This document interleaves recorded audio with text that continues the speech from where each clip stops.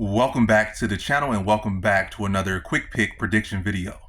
In this video, I'll be predicting the boxing bout between Gervonta Davis versus Frank Martin. And how do I feel about this one right here is I'm going average confidence Gervonta Davis to beat Frank Martin. So, yeah, this not as honest. I get what people are, well, some people are saying.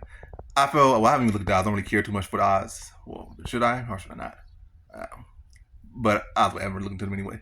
But, I've been hearing good critiques from people around the net, and I understand. As far as trying to lean to Frank Martin is a good dog, and I think he is a pretty decent dog. But I do think Gervonta Davis will win.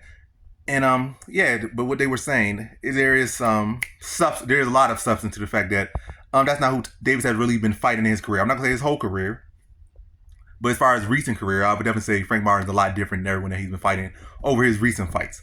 Like very athletic, prime fighter, good counterpuncher. It's not the Rolly Romero who just sloppy technique and power and aggressive. It's not the Rolly Romero who just hard head, decent power, good pressure, but not the most technical boxer. Really not a super high level as far as skillful boxer, but a guy with a lot of heart, good chin, decent enough technique and come forward. But a coming forward type fighter, not really the most technical fighter. He is, and he got Ryan Garcia, who has the amateur accolades, but he still relies heavily on his gifts. Like, he relies on the hook, he relies on his speed. He got pretty good time as well, but again, relying heavily on his gifts, but another aggressive fighter who Tank can counter. So I think with Frank Martin, he does present, as far as recently, he presents a different challenge than those guys that he has fought before. And I think it's going to be a tough puzzle. But I think it's a puzzle he'll crack over time, as he does typically do. He's not typically the guy that's just going to run over his opponent. It's typically time he's going to fill you out and he's going to run you out. And also for Frank Martin or Gervonta against Frank Martin, Gervonta not just a guy that's going to go out there like, some people see a fighter like, oh, he's a short Tank. He's going to go out there and just swing wild. And, all you do is watch one Tank fight and you realize he's not that guy. You watch 10 Tank fights, like, obviously he's not that guy. He's not that guy that's go out there swinging wild. If anything, you could say the press conference, him being like a jerk and being I'm not saying I'm not condoning it or anything, and I'm not really saying it's such a bad thing. It's just, it's a fight game. It's gonna be some trash talk, it's gonna be some gamemanship.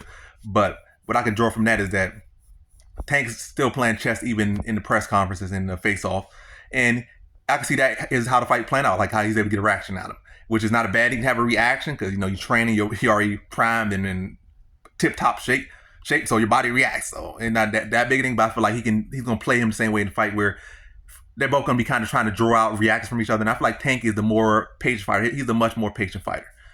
He doesn't need everything to go for him in the first round. He needs everything to go for him second, third, fourth. He just needs to land that one big shot. But I'm not saying that that's all he does.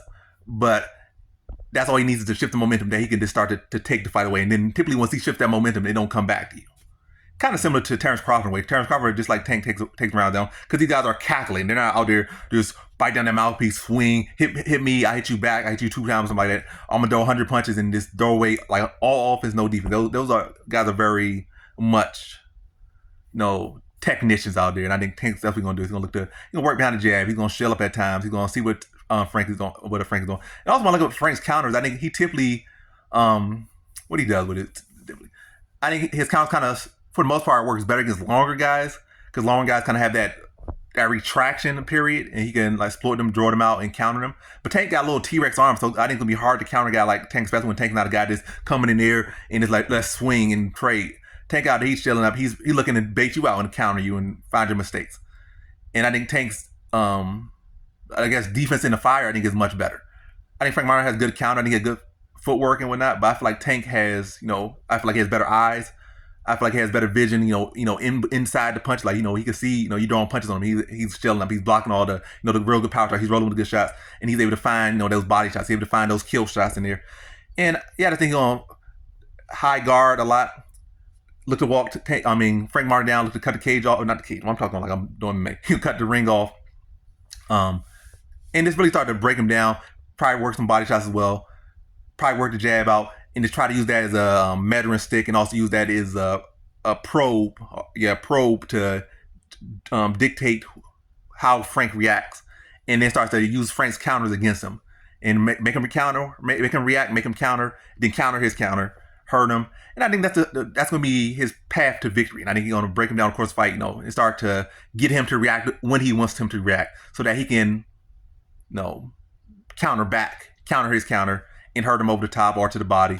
And I think he breaks it down over the course of the fight. Good competitive fight, definitely good early start. And you're probably like, oh, Frank Martin, like he's winning the fight. Oh my God, he's doing the best performance. But really, I just feel like it's gonna be Tank allowing him to be comfortable, or at least not being too worried about him being comfortable, because that's gonna help him. If you're comfortable, you feel like you're doing this and doing that, then that means you're opening up more. And that also means maybe you're getting a little bit too confident, getting a little bit too carefree, or a little too comfortable.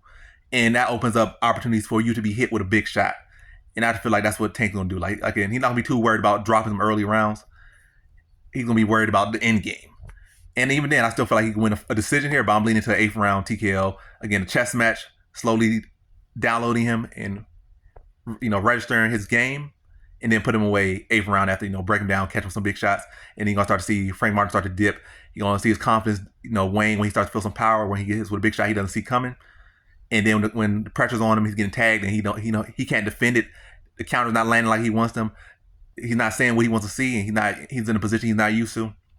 They start to see him deteriorate, and Tank just come on up and up and put him away in the 8th round. So in this one, I got Gervonta Davis via first. Not say first. It is what it is. One take. That's what I'm doing. I butchered this, but in this one, I got Gervonta Davis via 8th round TKO.